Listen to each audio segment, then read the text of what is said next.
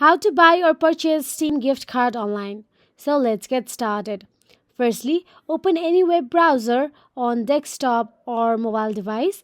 Then in the search address bar type down buy Steam gift card and search for it.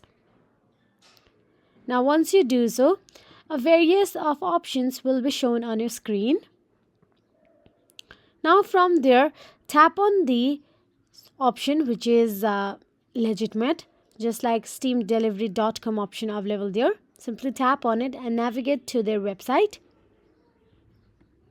And once you tap on it and navigate to their website, you will get to see cards option available there. Tap on any according to your preferences. You can simply tap on buy now option available there and look for the or browse through the Steam gift card and tap on the buy now and proceed for the checkout.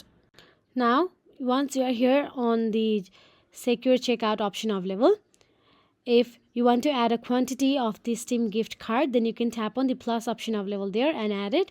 Or if you want to remove the option, then you can simply tap on the minus option available there.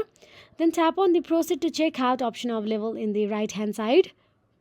Now you'll have to enter your customer name and the customer you are sending this to, and that is it. If you found this video helpful, please like, share and subscribe, and thank you so much for watching.